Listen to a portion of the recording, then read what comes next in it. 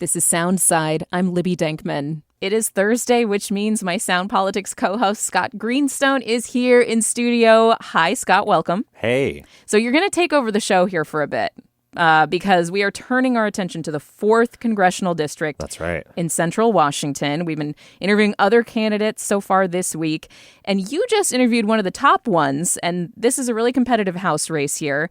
Take it away, Scott. Yeah, it's the end of an era. For the first time in over a decade, Central Washington will send a new congressperson to D.C.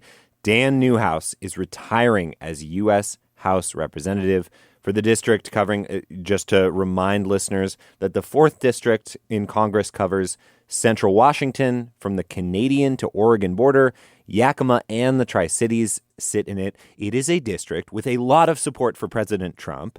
And yet, Newhouse was one of 10 House Republicans who voted to impeach President Trump in 2021. He's won election twice against Trump-backed challengers, getting Democrats even to rally to his side. Now, Newhouse is stepping aside, and we are speaking with most of the frontrunners trying to take his place in the 4th Congressional District. And today, we'll hear from one of those challengers that I mentioned, a candidate who tried, with the president's blessing, to unseat Newhouse 2 years ago, Jerrod Sessler, a Navy veteran who owns Home Task, a company that connects contractors and handymen to homeowners.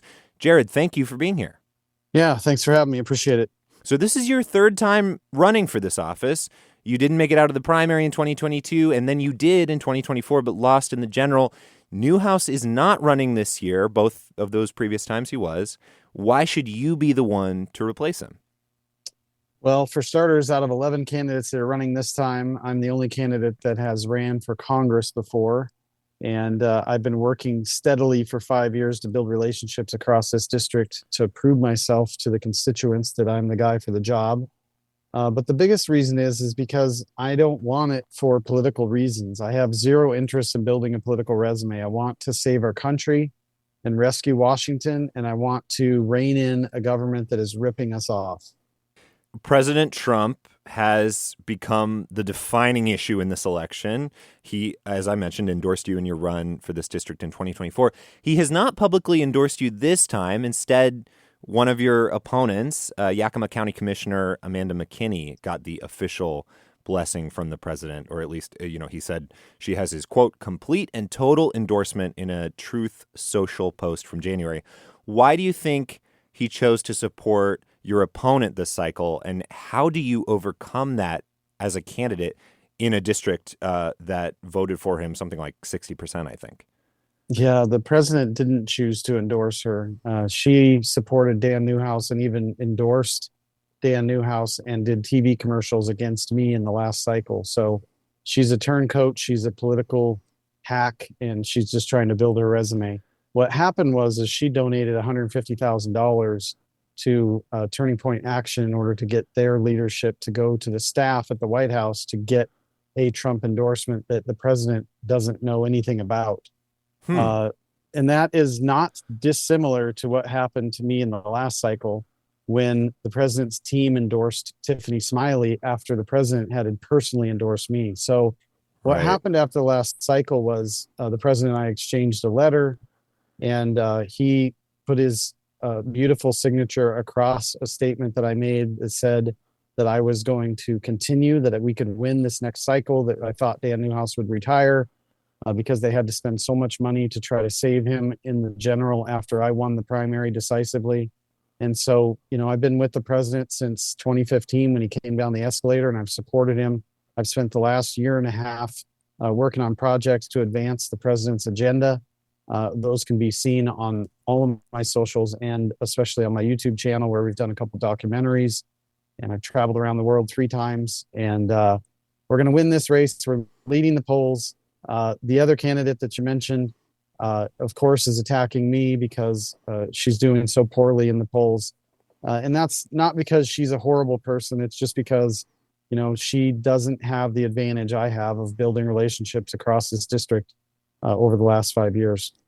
Now, you talk about polls. Those are internal polls to your campaign that not just ours. There's other ones as well, and people have shared other polls with us. So we know we're very good at the polling. Are any We of those know exactly where we're at. are any of those like public polls that we can look up? I have not seen any that are public. Yeah. I have seen, other polls that other candidates have shared. So even the Democrat Party shared their Yeah. results with us. So Interesting. we're feeling good about this race. Well, I do want to. So your argument is essentially that the president doesn't know anything about the McKinney endorsement, that someone else posted it on his Truth Social account. Have you tried to get him to weigh in again on this race? Yeah, and we have had some discussions, and we were able to let the president know that this person supported and celebrated impeachment and endorsed Dan Newhouse and worked against me last cycle when the president And that person being Amanda McKinney, the Yakima County commissioner. Yeah. And so, had he known what they were doing, she never would have got the endorsement. So it's just the way it works. I'm not really slamming her. She did a masterful job of doing what she had to do. But what I'm saying is that her priorities is to build Amanda McKinney's resume. That's what her priority is. My priority is I would much rather have never gotten involved in politics, because this is a dirty, nasty sport. But I'm tired of the government ripping off the American people. I'm tired of us electing people that are more concerned about building their resume than serving the American people. And so that's the reason why I'm running. Are there any areas where you disagree with President Trump's actions in office in the second term, such as like the Iran war or tariffs? For sure. Yeah. I was going to mention that our state's most recent export report shows that Washington agriculture saw a nearly 11% decline last year, and the Tri-Cities Journal of Business says it shows the agricultural industry there in that 4th district is heavily tied to Asian markets and vulnerable to trade disruptions, and the tariffs and the Iran war could exacerbate that. But yeah, where do you differ with the president? Well, it's interesting because you got to think about this. If you walk up to a glass window and you break the window with a rock, it's very destructive. That's what we saw during the Joe Obama administration. And President Trump is now in cleanup mode. And cleanup mode to fix that window takes days. You can't just break it in a few seconds. And that's what the Democrats have done. And so the things that I differ on with the president really have little to do with his policy. It has to do more with his approach. I think, for example, and I don't disagree with what he's doing in Iran. I think that trying to create peace in the Middle East is like trying to hold water in your hands without a cup. It's very difficult, and it's going to take an act of God for it to happen. But God has clearly worked through President Trump in the past, and I think he will. And I think that peace in the Middle East will be one of his crowning jewels. I don't disagree with the work that he's done on deportation of illegals. I think that the tariff situation, as you mentioned, has been harmful. It is, but it's masterful long-term. And that's one thing that people have to realize, is that sometimes, and unfortunately, sometimes the cost is not fair. It costs some people more than it costs other people, but there are things that we can do to mitigate that.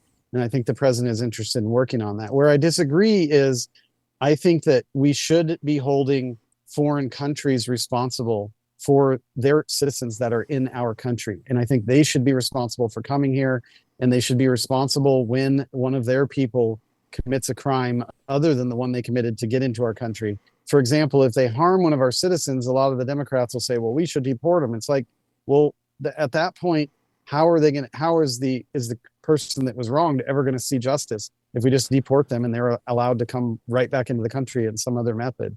And so I think we ought to hold those countries responsible. And there's many ways that we could do that, through tariffs, through holding back, aid that we provide to them, through other means. And so that's an area where I don't know if you want to call that a disagreement. I think it's just an enhancement on what he's doing that we could do even better. You brought up illegal immigration, and since I asked about agriculture, nationwide, immigrants who are not legally authorized to work in this country make up 40%, an estimated 40% of the workforce that produces, fruits, vegetables, other crops, like in the 4th district. And there has been like a tug of war in the Trump administration between Republican legislators who want to protect those farm workers from deportation and folks like this Stephen Miller wing, the immigration hardliners who are trying to deport as many people as possible. Representative Dan Newhouse, who holds the seat currently, who is retiring from it, has repeatedly co-sponsored legislation that would provide a path to citizenship for farm workers. Would you support creating a way for immigrant farm workers to gain citizenship or at least be protected from immigration enforcement?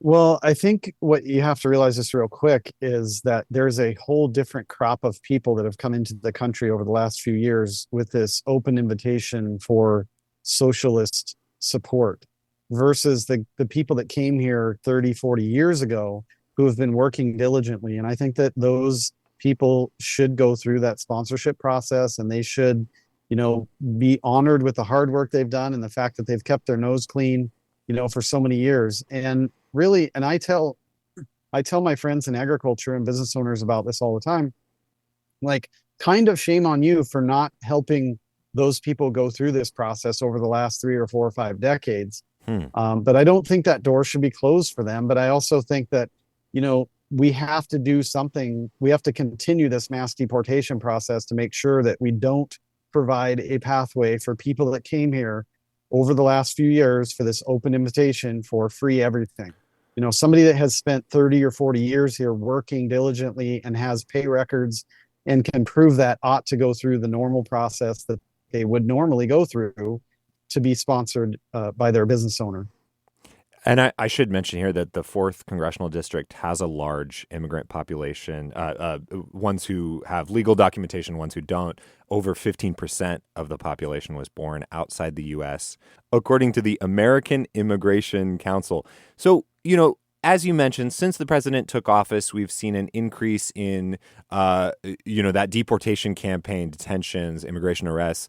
Then, after 2 recent fatal shootings in Maine and Texas, the Department of Homeland Security temporarily halted the practice of traffic stops by ICE officers. The president posted, I think, without, sort of addressing the temporary freeze, that the agency can't end traffic stops. I'm curious, what limits do you think there should be on ICE agents? I think whatever the normal limits are on any particular officer of the law, what people have to realize is that the police officers or ICE agents or Border Patrol, they are not tasked with the responsibility to keep us safe. They are tasked with the responsibility of beginning the process of executing justice. We, underneath the social compact, which is something that every citizen in America ought to understand, is that we live in a country of self-governance, and we're responsible for not offending each other's rights. And when we do, we give up our rights. And that is the point when law enforcement steps in to begin the execution of justice because that person has given up their rights. These illegal immigrants do not have rights in our country because they are not citizens. That is what Stephen Miller says, and that is what I agree with because that's what the Constitution says. And so, the deportations ought to continue, but they ought to be done in a way that they can be done safely. And again, I'll go back to my call to hold the countries of origin where these people are citizens responsible. There's no reason that their people cannot come into our country and partner with our ICE agents to be able to get their people out of this country. I just want to be clear here that what you're saying is these folks don't have any rights, no right to due process, no rights? Is that what you're saying? Well, here's the thing. Our Constitution doesn't conjure or create or craft any rights. What it does is it codifies the rights that are given by God. That's the blessing of living in the United States and being a United States citizen.